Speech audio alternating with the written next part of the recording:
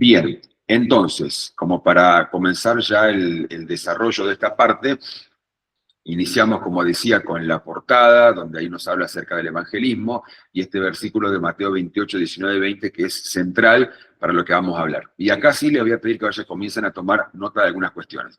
En este primer versículo hay 3 puntos importantes que hacen al fundamento, a la filosofía, a la ideología que tenemos ya aplicada en nosotros como iglesia local, como la visión que tenemos como comunidad. Esta es tu casa, ¿no? Eso es lo que nos identifica particularmente, y está basado un poco en este versículo.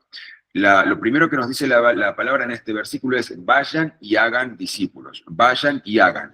La palabra vayan y hagan, a ver si alguno me contesta por ahí, ¿es una sugerencia o un mandato? Un mandato. Un mandato.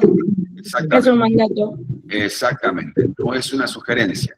Si esto lo pasamos a un modo potencial, sería algo así como, si gustan, si les parece, podrían ir o podrían hacerlo. Este es un mandato: vayan y hagan. Con lo cual, la primera cuestión que acá se nos pone por delante es la cuestión de la obediencia, ¿no? La primera pregunta que nos tenemos que hacer es: ¿yo estoy dispuesto, como también discípulo de Cristo, a obedecer al Señor en todo lo que dice su palabra, inclusive también en esto, en este mandato de vayan y hagan? Bueno, eso como una primera pregunta que nos tenemos que plantear. Vayan y hagan discípulos, dice la palabra, de todas las naciones. Es decir, que el llamado a ser discípulo de Cristo es abarcativo, no es solamente a los que tengo cerca, sino también abarcativo a que Dios pueda usarnos para poder hacer discípulos en todas las naciones de la tierra, donde Él nos quiera llevar. Y acá viene el segundo punto. Nuestro primer punto es la obediencia, de ir y hacer discípulos. El segundo punto está relacionado y tiene que ver con el paso del bautismo. Para nosotros como iglesia y como visión, y como les decía recién, como filosofía de nuestra iglesia, el paso del bautismo es sumamente importante. No es como tal vez fue en otras épocas simplemente una ceremonia, un paso simbólico. Para nosotros el paso del bautismo es sumamente importante. No es solamente un acto simbólico. Para nosotros el bautismo tiene un poder, un potencial espiritual sumamente importante, una habilitación espiritual que se da solamente al momento de que la persona toma la decisión de pasar por las aguas del bautismo. Después, en otro momento, seguramente vamos a poder desarrollar, mediante un taller específico, qué es lo que Dios nos ha hablado y nos ha revelado respecto al tema del bautismo. Por ahora se los dejo simplemente así. Nosotros lo que creemos como iglesia es que el paso del bautismo no es solamente un acto simbólico, como les decía, sino que es una experiencia espiritual. Hay una habilitación espiritual que se da solamente cuando la persona toma la decisión de pasar por las aguas del bautismo. Está relacionado al primer punto, porque también el decidirse dar el paso de bautismo no es solamente una cuestión de, bueno, yo decido, lo hago o no lo hago. También es un acto de obediencia, porque dice la palabra: vayan, hagan discípulos de todas las naciones, bautizándolos. La manera de hacer discípulos, ¿cuál es? Bautizándolos. No hay otra forma. No es, bueno, yo hago discípulos a mi manera. Hay una forma, que es la que la palabra nos enseña, de hacer discípulos, y es bautizándolos. ¿De qué manera los bautizamos? En el nombre del Padre y del Hijo y del Espíritu Santo. Es decir, el nombre que es del Padre, que identifica al Hijo y que identifica al Espíritu Santo. Entendemos que ese nombre es el nombre de Jesús. El nombre dado a Jesús es el nombre por encima de todos los nombres. Dice la palabra también, Jesús dice en la palabra, le dice a Dios: tú me diste tu nombre, ¿no? Es decir, que el nombre más alto por sobre todo es el nombre de Jesús, y por eso nosotros bautizamos en el nombre de Jesús. Además dice: enseñen a los nuevos discípulos a obedecer todos los mandatos que les he dado. Ese es el orden que Dios nos da: vayan y hagan discípulos. No se apuren a enseñar. Primero, pasen por el bautismo. Una vez que la persona se bautiza y se convierte en un nuevo discípulo, ahí les comenzamos a enseñar a los nuevos discípulos todos los mandatos que Jesús nos ha dejado en su palabra. La palabra de Dios está para obedecerla en todo su contenido. Todo lo que la palabra enseña y nos deja como mandato, tenemos que estar dispuestos a obedecerlo. A veces le decimos, por ejemplo, a las personas cuando vienen a traer y a disponer sus ofrendas, sus diezmos, le decimos que este es un acto de obediencia. El entregar las ofrendas, los diezmos, es un acto de obediencia. Y está correcto que la persona lo haga como una respuesta de obediencia de su corazón. Entendemos que la bendición de Dios no está en el acto solamente de dar dinero, no está solamente en el hecho de yo doy una ofrenda, doy un diezmo, como quien estuviese pagando o comprando un favor de Dios, sino que la bendición está en el acto de obedecerle a Dios.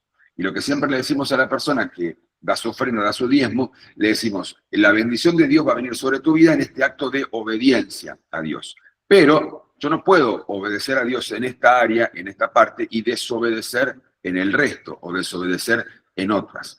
Si yo soy, para que se entienda, si yo soy obediente a Dios en el mandato de, por ejemplo, de ir y hacer discípulos, pero no soy obediente a Dios, por ejemplo, en esta otra área del darle a Dios, estoy igualmente incumpliendo una parte. Si yo soy fiel en darle a Dios mis diezmos y mis ofrendas, y no soy obediente a Dios en, por ejemplo, este mandato de ir y hacer discípulos, estoy incumpliendo, no estoy cumpliendo la totalidad de la palabra de Dios, no estoy siendo obediente a todo lo que Dios nos ha mandado a seguirle y hacer.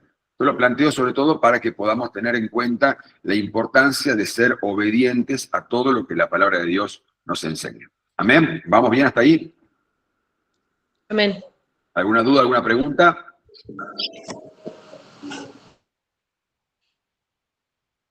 No. Muy bien. Bien. Bien, perfecto. Lorena me dice que va bien, Lucía. Si yo voy a tomar la voz de Lucía como la voz del pueblo, y seguimos. ¿Está el micrófono apagado? No, tu micrófono está prendido, sos la voz del pueblo. Sí, muy bien. La voz de las demás, por eso. Pensé que teníamos que tener el micrófono apagado. Ahí está, hablaron todas.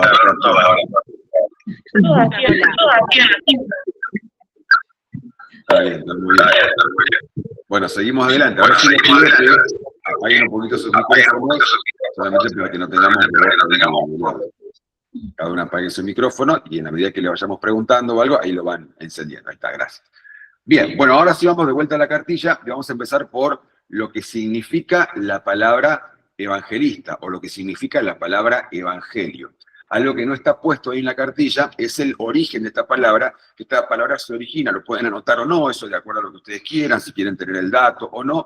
La palabra evangelio se origina en el griego. La primera vez que se comienza a utilizar la palabra evangelio es en el Nuevo Testamento. Ustedes no van a encontrar que la palabra evangelio se utilice en el Antiguo Testamento. Se empieza a utilizar a partir del Nuevo Testamento. Es el origen de la palabra evangelio tiene un origen griego. ¿De qué manera se utilizaba en los orígenes? Si bien hoy para nosotros tiene como una implicancia, una relevancia espiritual la palabra evangelio, bueno, no fue así en su origen. En el origen la palabra evangelio se la utilizaba cuando en las guerras, en los conflictos que había, de pronto se enviaba un mensajero de una ciudad a otra. Los ejércitos griegos iban a luchar, qué sé yo, en la zona de Ciro-Fenicia, por ejemplo. Entonces, desde ahí luego mandaban un mensajero hasta Grecia, y si, por ejemplo, si este mensajero venía a contar que la victoria se había ganado, el mensajero recibía un evangelión, se le denominaba, ¿no? ¿Qué era lo que recibía? Recibía como una especie de premio, como una especie de gratificación, porque había traído buenas noticias. Si el mensajero venía a contar que la batalla se había perdido, no recibía el evangelión, ¿sí? Solamente lo recibía cuando era portador de buenas noticias. Por eso la palabra evangelio, en su origen, significa buenas noticias, significa buenas nuevas. Viene del prefijo eu, que significa buenas o algo agradable, y evangelión, que significa noticia, novedad, bueno, todas esas palabras relacionadas. Por lo cual, decimos entonces que la palabra evangelio significa buenas noticias, buenas nuevas. ¿Por qué es importante este primer punto tenerlo claro? Porque la palabra evangelio nos habla acerca de que somos portadores de buenas noticias para un mundo que está en necesidad. Portamos y llevamos buenas noticias. Y es importante tener este punto, tenerlo claro, Porque en otro tiempo, o a veces inclusive en otros formatos, se comparte el Evangelio, pero desde una mala noticia. Por ejemplo, si yo le comparto el Evangelio a una persona a la que le voy a hablar de Cristo por primera vez, no es lo mismo si yo le digo, vos tenés que entregar a tu corazón a Cristo porque si no te vas al infierno, a decirle, vos tenés que entregar tu corazón a Cristo porque Jesús pagó el precio para que vos tengas vida eterna. Los dos conceptos son idénticos, es lo mismo lo que estoy diciendo. Estoy hablando de la persona de su alma, de su eternidad, de la salvación de su alma. Pero desde una manera se lo estoy planteando de una manera como una buena noticia y de la otra forma se lo estoy presentando como una mala noticia. Los dos conceptos son iguales, pero nuestro deber es presentarlo como lo que es una buena noticia. ¿Cuál es la buena noticia? Jesús pagó el precio para que nosotros podamos ser salvos y podamos acceder mediante la gracia a la vida eterna. ¿Me siguen hasta ahí? ¿Se entiende? Bien. Entonces, perfecto. Entonces somos portadores de buenas noticias para un mundo que está en necesidad. Somos mensajeros. Por ende, como les contaba, lo que ocurría en la antigua Grecia, cuando el portador de novedades traía buenas noticias, recibía un premio, recibía una gratificación, y ese era el evangelión que recibía. Bueno, de la misma manera pasa con nosotros. Cuando nosotros somos portadores de esta buena noticia, cuando somos mensajeros fieles, representantes del reino de los cielos, bueno, recibimos esa gratificación de parte de Dios, recibimos esa recompensa de parte de Dios. Hay recompensa en el ser portadores, en el ser mensajeros del Evangelio. El compartir el Evangelio trae también recompensa para nuestras propias vidas. Recuerdo a una persona que hace mucho tiempo atrás me compartió en un momento que sentía que recibía de Dios, pero como que había llegado a un punto en su vida en la que le costaba mucho seguir recibiendo, como que lo que recibía sentía como que no hacía nada en su vida, como que no generaba nada en particular en su vida. Y yo le compartí el testimonio de una pastora que una vez escuché, que en una prédica compartía el testimonio de una mujer que también iba a su iglesia y le decía que había ido durante mucho tiempo, escuchaba los mensajes, era bendecida, se sentía llena al escuchar el mensaje de la palabra, pero llegó un punto en el que seguía yendo, pero ya no sentía lo mismo. No sentía esa llenura, no sentía que la palabra hacía lo mismo en ella. Entonces esta mujer contaba que lo primero que pensó es que la pastora estaba mal, ¿no? Que la pastora estaba, no sé, estaba en pecado, o no estaba transmitiendo bien la palabra de Dios, o no tenía búsqueda de Dios, por eso la palabra no le llegaba. De pronto Dios le habló a esta mujer y lo que le dijo fue muy simple. Es que te llenaste, y para que yo pueda seguir depositando tenés que dar. Si vos no vas a dar, yo no te voy a seguir dando. Entonces me parece importante este ejemplo traerlo ahora a colación para entender que todo lo que Dios nos da, todo lo que Dios hace por nosotros es para que nosotros lo demos. No podemos quedarnos, no podemos ser egoístas con lo que Dios nos ha dado. No podemos quedarnos simplemente con que, bueno, Dios me salvó, Dios perdonó mis pecados, Dios restauró mi vida, restauró mi familia, y me quedo egoístamente con todo lo que Dios ha hecho conmigo. Tengo que darlo a otros. Tengo que estar dispuesto a ser obediente a la palabra de Dios para dar a otros lo que Dios me ha dado. El Evangelio tiene que ser movido por el amor, tiene que ser movido por la compasión, no por una obligación religiosa. Esa es la pasión que mueve al evangelista, como dice la cartilla ahí, el amor por los perdidos. Y eso es algo que el Espíritu Santo tiene que despertar en nuestras vidas.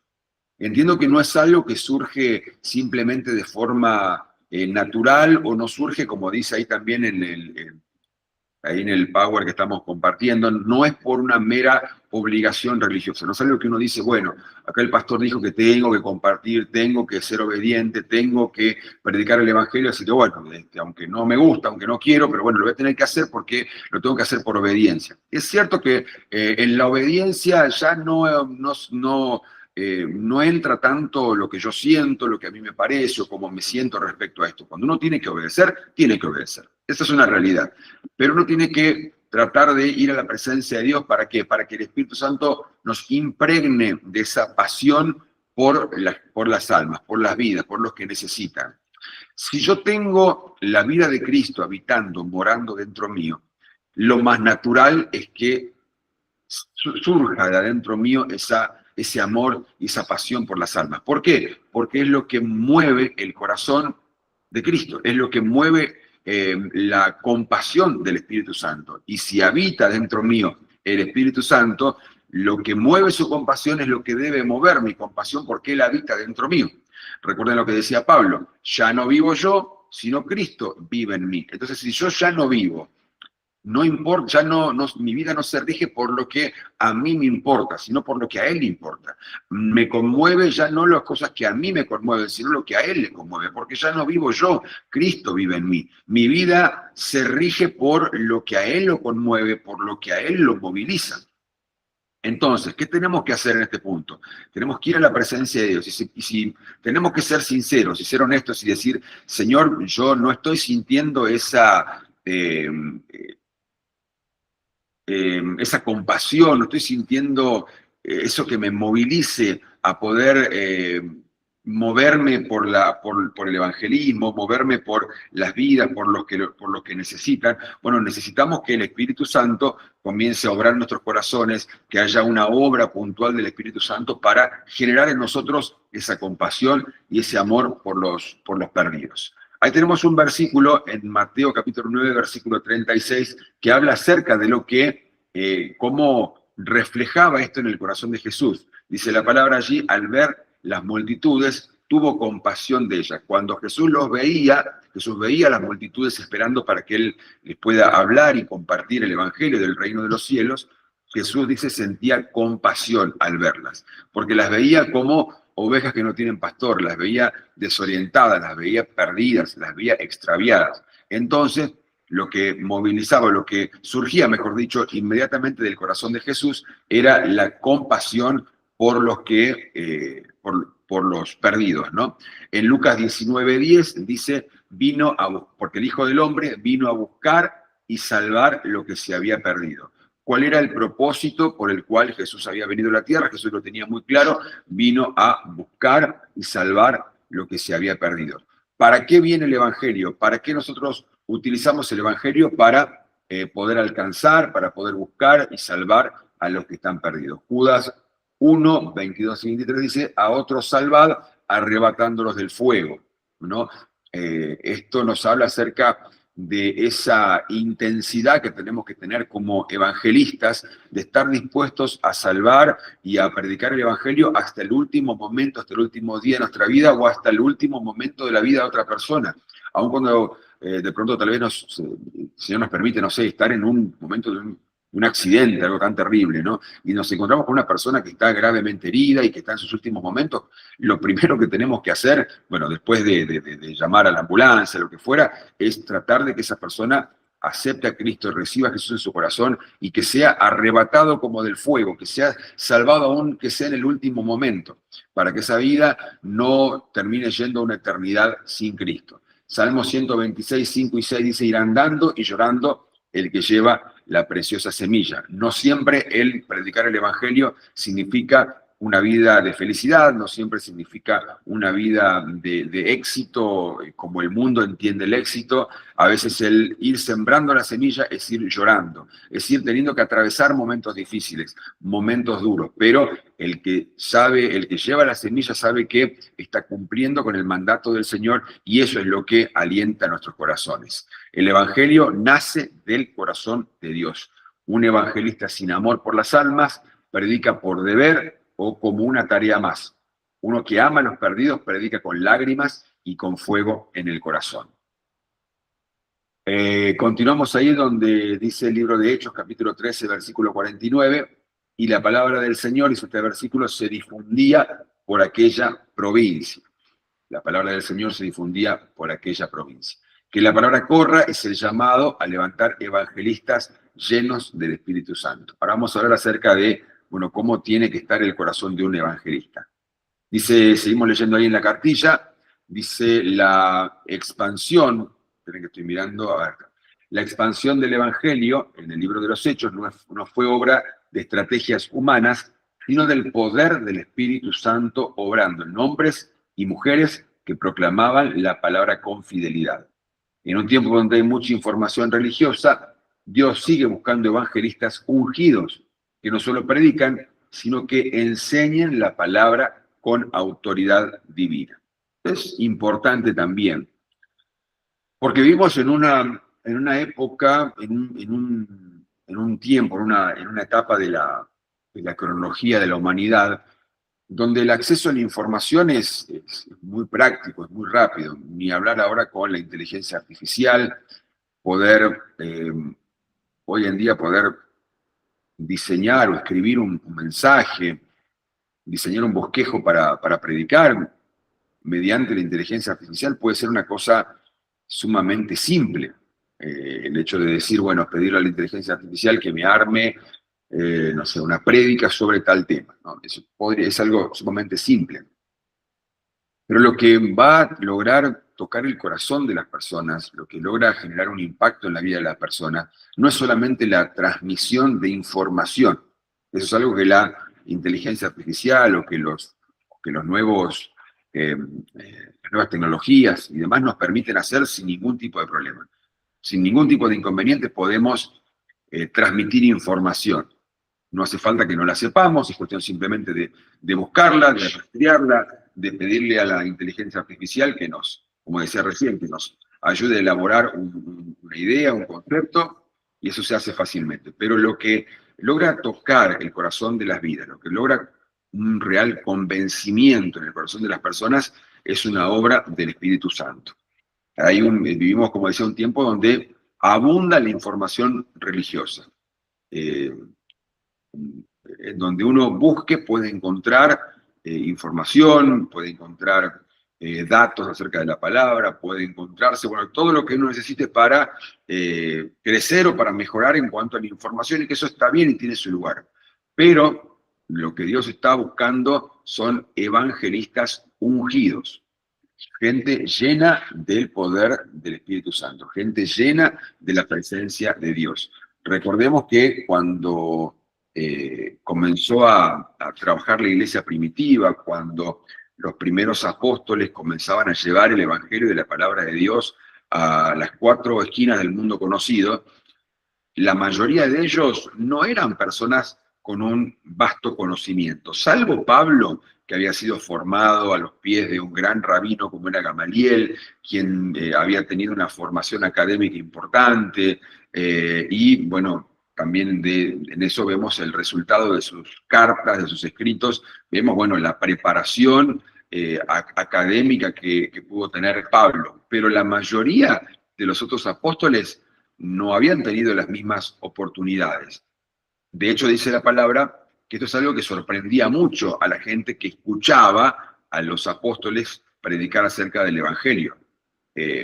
La gente que los escuchaba se preguntaba de dónde estos hablan con tanta elocuencia si son personas vulgares, si son personas que vienen sin estudios, son personas que no tienen una preparación, una formación, de dónde estos, así dice la palabra, de dónde estos, decía la gente, hablan con tanta elocuencia y con tanta preparación y con tanta seguridad. También después se dice acerca de los discípulos que comenzaban a recorrer distintas ciudades. En una ciudad dijeron, estos que trastornan al mundo entero también han venido ahora a esta ciudad.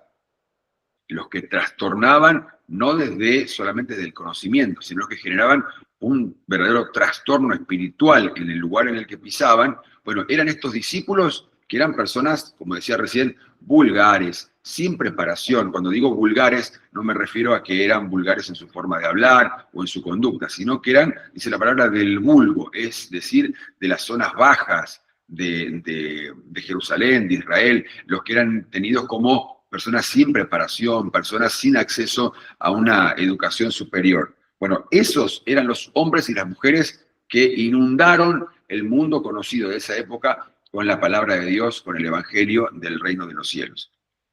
¿Por qué digo esto? Porque está claro que entonces la predicación del evangelio no necesita demasiado conocimiento, pero sí necesita personas ungidas, llenas de la presencia de Dios, llenas del Espíritu Santo de Dios, que estén dispuestas a obedecer este mandato, y el respaldo de Dios va a estar. La información, la preparación, como lo que estamos haciendo en este momento, tiene su lugar, pero no reemplaza al ser ungido y al ser personas llenas del Espíritu Santo de Dios.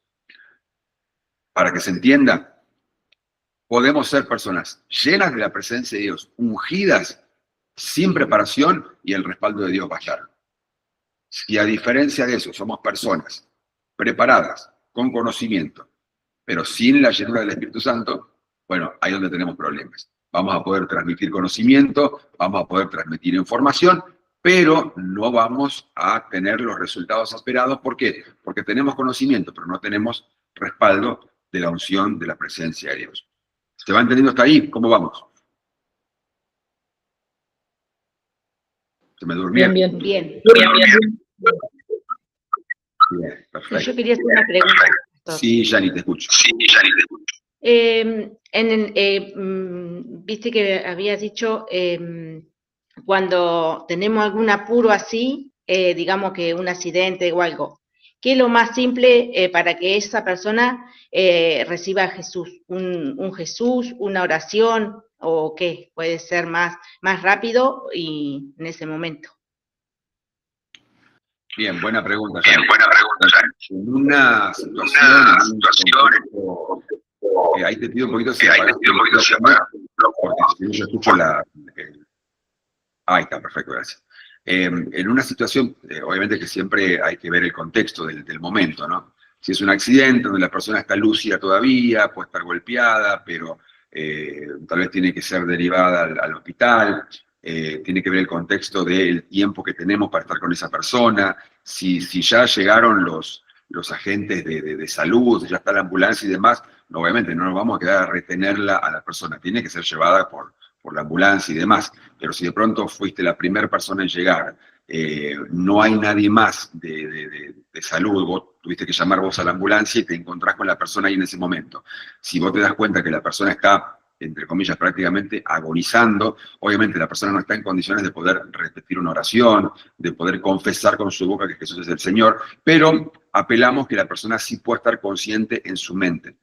Entonces, ahí lo recomendable es poder acercarse al oído de la persona y por lo menos decirle, decí Jesús, pronuncia el nombre de Jesús en tu mente, pedirle a Jesús que te lleve con él, decirle que te perdone. Es mencionarle frases, simplemente que la persona pueda en su mente escucharla, y apelamos que en su mente pueda entender y pueda repetir el nombre de Jesús, o pueda acceder a poder entender algo de lo que le estamos diciendo para poder ser salvo. Estamos hablando de una situación sumamente crítica, ¿no? El escenario es la persona se está agonizando, se está muriendo, y tenemos esos breves instantes para intentar rescatarla, como decía recién, como del fuego. Ahí no tenemos mucho tiempo para explicarle, para hablarle acerca de la salvación de su alma, acerca de los pecados, acerca del arrepentimiento, acerca del perdón. No hay tiempo para más. Entonces, lo mínimo que podemos hacer es intentar que la persona reconozca a Jesús como el Señor, como el Salvador. Nosotros, en lugar de la persona, oramos en lugar de la persona, diciendo, Señor, yo me arrepiento de mis pecados, te pido perdón. Vos en tu mente, si me estás escuchando, decí amén, decí Jesús, en su mente. Nosotros no nos vamos a saber nunca si la persona lo hizo o no lo hizo. La persona está agonizando, tal vez ya no puede ni siquiera mover sus labios, no puede hacer nada, apenas está con los ojos abiertos, pero se está yendo. Entonces apelamos solamente a lo que quede de su conciencia para intentar que esa persona sea salva. No sé si te queda contestada la pregunta, Jackie. Sí, gracias, pastor. Bien. Continuamos entonces hablando ahora acerca de este primer punto que tenemos en la cartilla, que es la Gran Comisión. Dice, la Gran Comisión no es una opción para algunos. Estamos en la página 3, no me equivoco, página 3. La Gran Comisión dice, no es una opción para algunos, es una orden para todos que requiere obediencia. Lo que decíamos al principio. Es una orden que requiere obediencia. Tal vez muchos como yo, hemos crecido con la idea de que el evangelismo es para algunos. Es más, de hecho, por ahí hemos confundido que las únicas personas que pueden desarrollar esa actividad, esa acción, son los evangelistas, ¿no? Porque Dios como que los levantó, los ungió específicamente para esa función. De hecho, la palabra dice, ¿no?, en los 5 ministerios que Dios ha dado a la iglesia para su crecimiento, para su nutrición, Dios dice, la palabra dice, algunos Dios levantó como pastores, apóstoles, y hay maestros, y menciona evangelistas. ¿Qué quiere decir esto? Y nosotros conocemos de personas que decimos, bueno, tal pastor o tal ministerio es evangelista. Bueno, nosotros acá conocemos, por ejemplo, nosotros le decimos al pastor Ricardo Ibáñez, ¿no? Que ha visitado nuestra iglesia. Pero él mismo, cuando ha estado en nuestra iglesia y demás, él se encarga de explicarlo, de especificarlo, y él nos dice, yo no soy pastor. ¿Por qué él dice no soy pastor? Porque él no tiene una iglesia a cargo. Él no pastorea a una iglesia, él no tiene una congregación, que es la función principal de un pastor, ¿no? Poder velar por una congregación, poder tener una iglesia, trabajar por esa iglesia, formar esa iglesia, orar por esa iglesia, velar por esa iglesia. La tarea del evangelista es diferente, es distinta. Y el pastor Ricardo Ibáñez siempre se encargan de dejarlo claro. Él dice, yo soy evangelista, no soy pastor, ¿no? Su función es la del evangelismo. ¿Por qué? Porque su vida está dedicada al evangelismo, porque su preparación está dedicada al evangelismo, porque ha asumido ese desafío y ha sido ungido por el Señor. También su propia experiencia de vida le permite ser una persona capacitada para el evangelismo. Pero esto no quiere decir que solamente las personas que se han apartado con esa función en particular son las únicas que pueden evangelizar. Porque este mandato que leímos nosotros en Mateo 28, el mandato no dice, no especifica que es para algunos. Dice, vayan y hagan discípulos. ¿Para quién es este mandato? Para todos. Para todos los que leen esa palabra. Para todos los que llegaron a ese versículo y lo leyeron. Para todos ellos es este mandato. No es algo que podemos filtrar, como nada de la palabra de Dios. Nada de la palabra de Dios está para filtrarlo. No creo que ninguno de nosotros lo haría. Ninguno de nosotros diría, a ver, leo esto que dice la palabra, pero no, a mí esto no me cae muy bien. Me parece que esto es un error, me parece que esto está equivocado en la palabra, así que no lo voy a tener en cuenta, no lo voy a obedecer. Ninguno de nosotros lo haríamos, porque entendemos que la palabra de Dios es inspirada por Dios, es útil, es fiel, es perfecta. Entonces todo lo que dice, todo mandato es para que podamos obedecerlo. En cuanto a esto también aplica exactamente lo mismo. Si la palabra dice vayan y hagan discípulos, no se lo está diciendo a personas en particular, no lo puedo yo filtrar y decir, bueno, no, esto debe ser seguramente para que lo haga el pastor, esto debe ser seguramente para que lo hagan los que ya tienen un cargo en la iglesia o los evangelistas. Es un llamado y es un mandato para todos, no es para algunos y requiere obediencia. Como dice ahí en la cartilla, Jesús nos dejó una orden, vayan y hagan discípulos a todas las naciones. Marcos 16:15 dice, id por todo el mundo y predicad el evangelio. Hechos 20:24 dice, de ninguna cosa hago caso, con tal que acabe mi carrera y el ministerio que recibí del Señor Jesús. ¿Cuál era el ministerio que recibió del Señor Jesús? El de ir por todo el mundo y predicar el evangelio, las buenas noticias a toda criatura. También eso tenemos que entenderlo. El evangelio es un mandato para todos. Amén. Aunque no me respondan, yo sé que están diciendo amén en su lugar. El mandato es para todos. Es para cada uno de los que estamos conectados aquí. Es para los que no se conectaron a este taller de evangelismo. Es para todos. Si la persona decide no hacerse cargo de ese mandato, bueno, ya es una cuestión personal con el Señor. Pero ese mandato es para todos, el de compartir el evangelio, el de predicar, el de hacer discípulos, es un llamado para todos. Y los destinatarios de ese evangelio también son todos. No es la gente que me cae bien, no es las personas que yo pienso que son buena gente, también es la persona que yo siento que son malas personas, también son las personas que por algún motivo me generan cierto desagrado. El evangelio también es para esas personas. El evangelio es para todos. Es para la persona que es una buena persona, que tiene su familia, que pareciera que, no, como decimos a veces, que no le hace mal a nadie, que es una buena persona. Pero también es para el ladrón, también es para el abusador, también es para el violento, también es para el violador, también es para el deshonesto, es para todos. El evangelio, las buenas noticias son para todos. Jeremías 20:9 dice, había en mi corazón como fuego ardiente. Me esforcé por sufrirlo y no pude. ¿Qué es lo que ardía en el corazón de Jeremías? De este profeta del Antiguo Testamento. El expresar con su boca lo que Dios había puesto dentro de su corazón.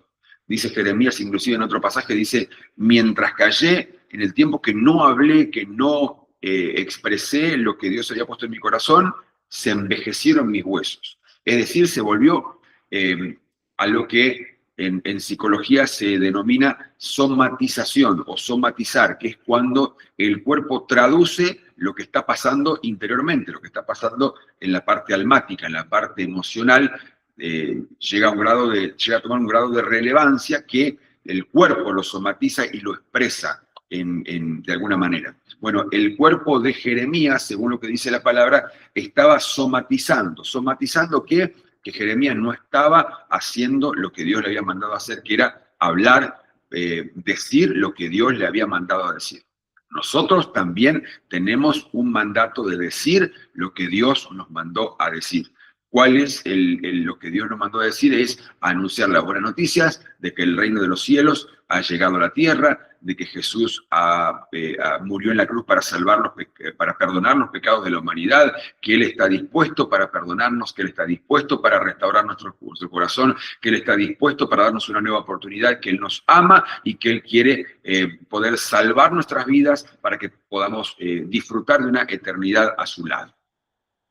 Primera de Corintios 9, 16 y 17 dice, ay de mí si no anunciare el Evangelio. Ay de mí si no anunciare el Evangelio. Ojalá que esa también pueda ser una expresión que la podamos adoptar cada uno de nosotros. Ay de mí si yo no anuncio el Evangelio. Pobre, esta expresión, ay de mí, también se traduce en otras traducciones, valga la redundancia, se expresa como pobre de mí si yo no expreso el Evangelio. Pobrecito de mí si yo no cumplo con lo que Dios me mandó a hacer, que es compartir el Evangelio. Dice ahí la cartilla, la fuente del mensaje es la palabra del Señor. Y en esto quiero ser claro también. Yo sé que Dios a muchos de ustedes, a muchos de nosotros, nos ha rescatado de muchas situaciones. Cada uno de nosotros somos una experiencia, somos un testimonio vivo de lo que el poder de Dios puede hacer. Tal vez alguno me podrá decir, bueno, yo experimenté a Dios en mi salud. Yo experimenté a Dios en la restauración de mi corazón, yo experimenté a Dios en que me dio una nueva oportunidad, yo experimenté a Dios que me sacó de los vicios, yo experimenté a Dios que me sacó de las adicciones, Dios me rescató del odio, Dios me sacó, bueno, cada uno somos el testimonio de lo que Dios hace. En mi caso en particular, mi testimonio es Dios me restauró de una violación, Dios me restauró de haber sido abusado, de haber sido violado a los 7 años, Dios me rescató de eso, Dios me dio restauró mi corazón, sanó mi corazón y ese es mi testimonio, esa es la manera en la que Dios hizo real a mi vida. Y a veces uno está dispuesto, en la medida que uno siente esa libertad de parte de Dios, para contar lo que Dios ha hecho en mi vida. Y sin duda que eso es una forma valiosa que tenemos de poder compartir el Evangelio, de poder compartir lo que Dios ha hecho por nuestras vidas. Una forma valiosa es contar mi propia experiencia. Pero no podemos desconectar del Evangelio a la palabra de Dios, porque esa es la fuente del mensaje, es la fuente que logra convencer el corazón de las personas. Yo puedo compartir mi testimonio. Que quede claro esto, no estoy invalidando que puedas compartir tu testimonio. Tu testimonio es valioso, es muy importante para poder conectar con la persona, para poder, como se utiliza mucho esta palabra hoy en día, para poder empatizar con la persona, para que la persona pueda sentirse identificada o para que yo me pueda identificar con lo que la persona está pasando. A mí me ha pasado muchas oportunidades de estar en lugares, de ir sobre todo a congresos de jóvenes y poder compartir mi testimonio e inmediatamente identificar con muchos corazones, empatizar con muchos corazones que luego de la reunión, luego del mensaje, luego del taller, se acercan y me dicen, pastor, yo también pasé por un abuso, yo creo que fui abusado, yo siento que tengo que abrir mi corazón porque siento que me identifico con lo que a vos te pasó, y bueno, a partir de eso Dios comienza a obrar también en otros corazones. Lo que Dios ha hecho por nosotros, decíamos al principio, tenemos que estar dispuestos a darlo también. Pero no podemos dejar de, cuando compartimos el Evangelio, dejar de lado la palabra de Dios, porque esa es nuestra fuente. Dice el libro de Hechos, capítulo 4, versículo 31. Hablaban con denuedo la palabra de Dios. En ese tiempo, en el tiempo de la iglesia primitiva, tengan ustedes en cuenta que Y por eso hago este equilibrio entre hablar la palabra de Dios y entre el testimonio. ¿Por qué hago este equilibrio? Porque cuando en el libro de Hechos se menciona que los discípulos de ese tiempo, para compartir el Evangelio, hablaban con denuedo la palabra de Dios, nosotros rápidamente lo identificamos con la Biblia, ¿no? En nuestro caso sería la palabra de Dios, la Biblia, es decir, Antiguo, Nuevo Testamento. En ese tiempo, estos discípulos no tenían la Biblia. En ese tiempo, estos discípulos no tenían el Antiguo Testamento y el Nuevo Testamento. Cuando muchos tenían la ley, los judíos, los israelitas, pero no podían ir a predicarle con la ley a los griegos. No podían ir a predicarle con la ley a los habitantes de Filipos, de Tesalónica, de, no sé, de Antioquía. No podían ir a predicarle con la ley israelita. ¿Por qué? Y de hecho, no me quiero ir por las ramas, pero de hecho, inclusive Pedro, el apóstol Pedro, el discípulo Pedro, se lleva un reto en un momento, un reto ministerial de parte de Pablo. ¿Por qué? Porque Pedro estaba enseñando la ley a los griegos. Y Pablo le dice, no, Pedro, no va por ahí, no es por ahí.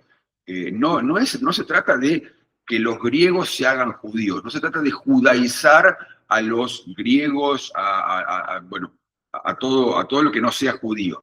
No se trata de eso, sino de anunciarle el evangelio.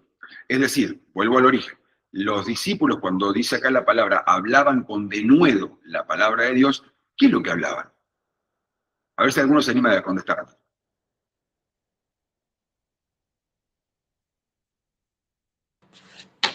¿Testimonios? A ver si alguno más se anima, o dejamos a Lucía como la voz del pueblo. No. Lo que el Espíritu Santo le ponía en su corazón. ¿Cómo, Tania? Perdón. Lo que el Espíritu Santo ponía en su corazón. Ajá, bueno, otra respuesta. ¿Alguno más?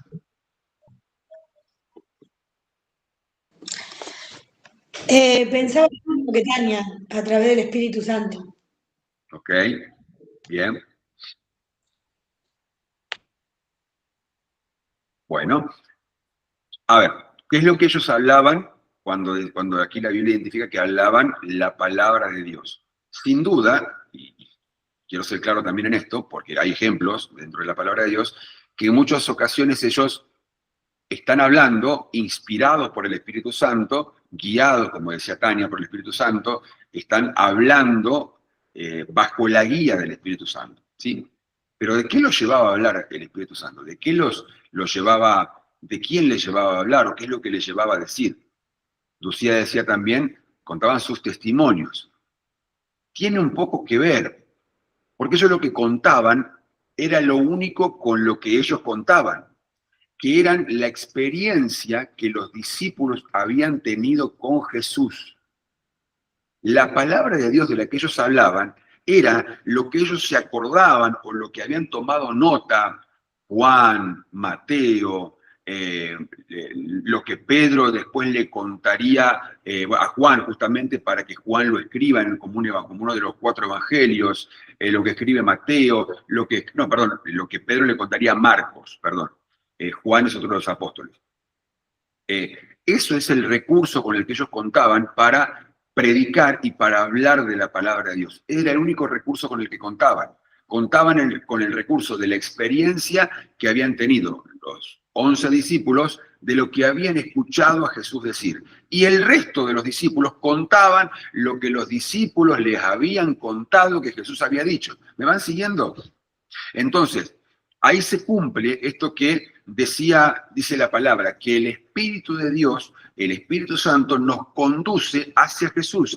El Espíritu Santo no va a revelarnos nada que esté por fuera de Jesús. Él nos vuelve a poner en el centro a Jesús. Entonces, cuando el Espíritu Santo venía sobre ellos, como decía Tania, como decía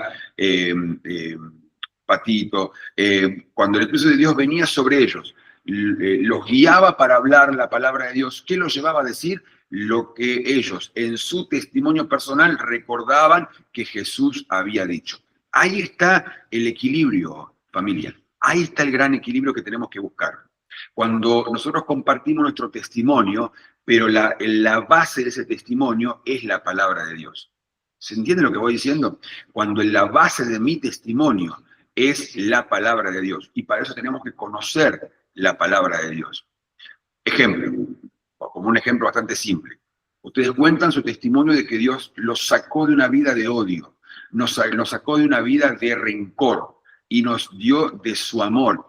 ¿Por qué? Y ustedes le dicen a la persona, ¿y sabes por qué Dios pudo cambiar ese odio por un profundo amor? Fue cuando yo pude entender lo que la palabra de Dios dice, que de tal manera amó Dios al mundo, que dio a su Hijo unigénito, para que todo el que en él crea no se pierda, mas tenga vida eterna. Cuando yo pude descubrir que Dios me amó tanto, que dio lo más valioso que él tenía, que dio a su único Hijo, es cuando yo comprendí otro nivel de amor y pude ser arrancado del odio. ¿Se entiende ahí el formato de lo que estoy expresando? Está el testimonio. Amén. Bien, está el testimonio, pero la base es la palabra de Dios. Si yo solamente comparto mi testimonio, es valioso, es buenísimo, pero suena duro tal vez lo que voy a decir, pero mi testimonio no cambia a nadie. Mi testimonio no transforma el corazón. ¿Se entiende? Me desconecto, se me apaga el celu, no tengo batería. Bueno, Tania, no hay problema, después te paso la grabación. Gracias por estar. Gracias, pastor, Dios lo bendiga. Dios te bendiga. Entonces, mi testimonio es valiosísimo. Dios lo va a usar para su gloria, los va a usar a cada uno de ustedes con su propio testimonio para que con la base de la palabra de Dios, ese testimonio pueda ser de impacto para la vida de las personas. Pero si yo solamente me quedo con mi testimonio no cambia a las personas. Mi testimonio no cambia la vida de nadie, no transforma el corazón. Lo único que es respaldado por Dios para provocar convencimiento, transformación, arrepentimiento, sanidad, restauración, es la palabra de Dios. Dice 2 Timoteo 4:2 que prediques la palabra, que instes a tiempo y fuera de tiempo. El valor que hay en el poder compartir la palabra de Dios. Dice Hebreos 4:12, porque la palabra de Dios es viva, eficaz, más cortante que toda espada de dos filos, penetra hasta partir el alma, el espíritu, las coyunturas y los tuétanos, y discierne los pensamientos y las intenciones del corazón. ¿Qué es lo único que puede efectuar eso? La palabra de Dios, no mis buenas palabras, no, volvemos a lo que decíamos antes, no mi conocimiento, no todo lo que yo pueda saber, no todo lo que la inteligencia artificial me pueda haber dicho que es la mejor manera de poder predicarle a alguien.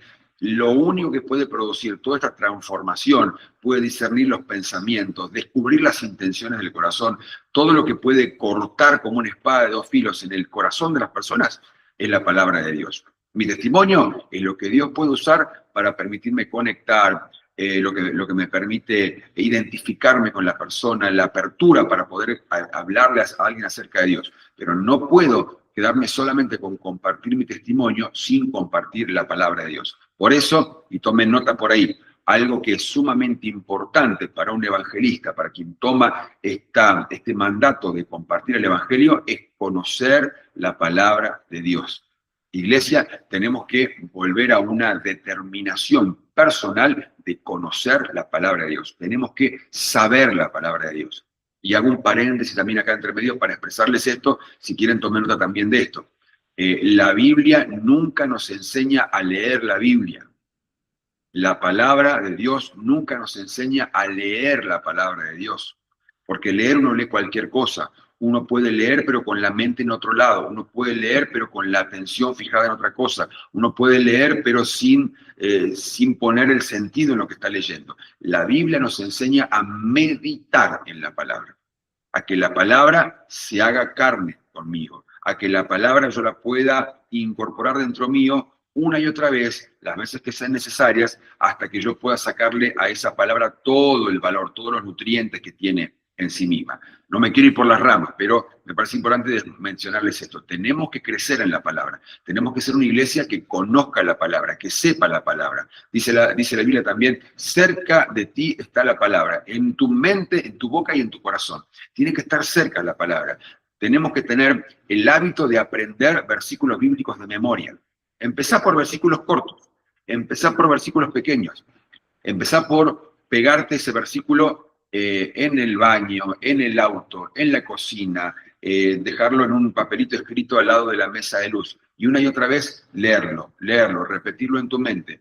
Vos me podrás decir, ay, yo tengo un problema, a mí no me queda, no lo registro, soy malo para la memoria. Bueno, usa esto como algo para que Dios también se glorifique y Dios haga un milagro en tu memoria y vos puedas leer hasta que de pronto esos pasajes bíblicos puedan quedar arraigados en tu mente. Tal vez vos me decís, mira, lo leí, lo intenté y no los puedo recordar. Pero si lo has hecho del corazón, como un acto de obediencia para Dios, no tengo duda que cuando llegue el momento necesario, el Espíritu Santo va a recordarte esos pasajes, vas a poder predicar con la palabra de Dios en tu boca. La autoridad del evangelista, dice la cartilla, no viene de su elocuencia, sino de la palabra respaldada por el Espíritu. Ejemplo, Pedro en Pentecostés, después léanlo, este es un gran ejemplo, en el libro de Hechos capítulo 2, verso 14, vemos un gran ejemplo de cómo Pedro pasa de ser el que traicionó a Jesús, el que lo negó 3 veces, pasa de ser un hombre vulgar, un hombre sin preparación, un hombre sin ningún tipo de educación, pasa a compartir un mensaje tan bien desarrollado, tan bien esquematizado, que claramente es solo obra del trabajo, de la obra del Espíritu de Dios en la vida de Pedro. Y como dijimos en otras oportunidades, en este caso, a Pedro estamos viéndolo como el resultado de alguien que ha muerto a sí mismo y ahora Cristo habita en él. Como dije en algún momento, Pedro caminó al lado de Jesús durante 3 años, ¿sí? Durante los 3 años de ministerio de Jesús, Pedro caminó al lado de Jesús. ¿Qué pasó en la parte final del ministerio de Jesús? Pedro le agarra la locura, se le traba la cabeza y le corta la cabeza le corta la oreja a un enemigo. Después de escuchar a Jesús hablarle de amor, hablar de compasión, Pedro termina cortándole cortando la oreja de un enemigo. Pareciera que Pedro no enganchó nada, parece que Pedro no le llegó nada. ¿Cuál era el problema? Pedro había caminado al lado de Jesús. Pero cuando Jesús asciende a los cielos y viene sobre ellos la promesa del Espíritu Santo, Cristo pasa a habitar dentro de Pedro. Y cuando Cristo pasa a habitar dentro de Pedro, pasa lo que relata el libro de Hechos capítulo 14. Pedro habla y es otra persona. Ya no es él, es Cristo habitando dentro de Pedro. No necesitamos predicadores de moda, sino hombres y mujeres que manejen bien la palabra. Dice 2 Timoteo 2:15, procura con diligencia presentarte a Dios aprobado como obrero que no tiene de qué avergonzarse y que usa bien la palabra de verdad.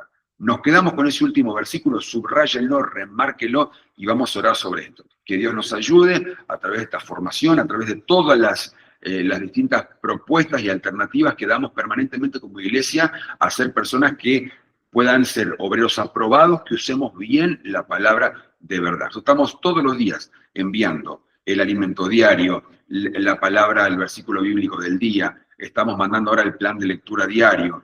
Las mujeres van a comenzar dentro de poquito con un plan también de lectura bíblica de 30 días, pero orientado específicamente para las mujeres. Estamos dando permanentemente a la iglesia las herramientas para poder crecer en la palabra. Este taller de formación son las herramientas para crecer en la palabra. Tenemos que ser una iglesia que aprenda a usar bien esa espada del Espíritu que es la palabra de Dios. Oramos antes de finalizar. Amén, querido Padre, querido Dios, te damos gracias por este tiempo que nos has regalado, gracias por el tiempo dispensado por cada una de estas personas, siervos tuyos, obreros tuyos, evangelistas tuyos, discípulos tuyos. Señor, queremos pedirte para este tiempo en nuestras vidas, en nuestra vida como iglesia, que tú puedas ungirnos con tu Espíritu Santo, llenarnos con tu presencia, que podamos ser obreros aprobados, que podamos usar bien la palabra de verdad. Señor, vuelve a enamorarnos, vuelve a conectarnos con tu palabra. Señor, vuelve a encendernos con tu palabra. Señor, vuelve a producir un hambre, un deseo por leer tu palabra, aún en los momentos en que sentimos que nuestra mente está aturdida, está confundida, aún cuando nos sentimos cansados de nuestros pensamientos, que podamos encontrar que al abrir tu palabra y al comenzar a meditar en tu palabra, esos pensamientos son ordenados, esos pensamientos son calmados. Señor, que podemos experimentar esa paz sobrenatural cuando nos dedicamos a meditar en tu palabra, no solamente a leerla, sino a meditar, a crecer y a permitir que esa palabra nos forme y nos llene. Señor, en esta etapa como iglesia queremos ser obreros aprobados, queremos usar bien la palabra de verdad. Yo oro ahora por estas vidas, imparto sobre ellos, Señor, un hambre por tu palabra. Imparto, Señor, esos que que has puesto hace tanto tiempo en mi corazón, que es ese amor por leer, por escudriñar, por conocer, por enamorarme de tu palabra, Señor. Yo lo deposito sobre sus vidas, lo imparto sobre sus vidas, para que ellos puedan despertarse un verdadero amor, una verdadera pasión por leer y por conocer tu palabra. Hazlos personas, obreros, Señor, que amen conocer tu palabra, que amen conocer versículos de memoria, que amen conocer y tener cerca de su mente, de su boca y de su corazón tu palabra, Padre. Y creemos que en cuanto podamos comenzar a crecer en esto, Señor, veremos tu gloria, veremos tu respaldo, y cada vez que ellos abran su boca para compartir el evangelio a alguien, sentirán el respaldo de tu Espíritu Santo. Lo creemos en el nombre de Jesús. Amén y amén. Amén. Amén. Bueno, familia, les pido algo, no les preparé tarea para hoy, por hoy se van a ir sin tarea, para la segunda clase van a tener una pequeña tarea para hacer y también para la tercera, pero para esta última clase sí les pido por favor que mediten bien en todo lo que hemos hablado, y a veces no surgen preguntas inmediatamente, pero mediten un poquito más, profundicen un poquito más, y cualquier duda, pregunta que les surja de esa reflexión, por favor les pido que me la envíen por mensajito a través de WhatsApp, me la envían, yo voy a ir agendando las preguntas, y en la próxima clase, antes de comenzar, vamos a hacer una pequeña rondita ahí contestando esas preguntas. Es importante que ustedes puedan profundizar en el contenido, no solamente quedarse con lo que escucharon, con lo que leemos en el PDF, sino que puedan repasarlo, leerlo, profundizar. Y toda pregunta que surja, aún pregunta personal, decir yo siento que tengo esta limitación, siento que tengo esta restricción y no me permite hablar de la palabra, no me permite evangelizar. Bueno, escríbanmelo, me lo comentan y después vamos respondiendo todas esas inquietudes. ¿Sí?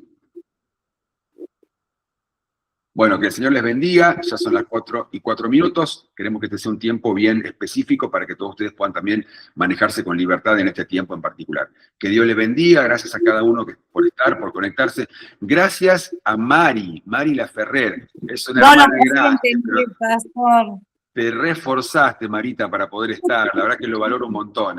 Después los otros somos un poco más jóvenes y estamos más acostumbrados a esto, pero desde temprano Mari estuvo mandando, preguntando cómo tenía que hacer. Te mando un besote enorme y te felicito por tu corazón. Gracias, pastor. Bueno, y al resto también, gracias por este tiempo, por disponerse, y creemos que Dios va a hacer cosas maravillosas. Que Dios les bendiga. Amén. Amén. Amén, pastor. Amén.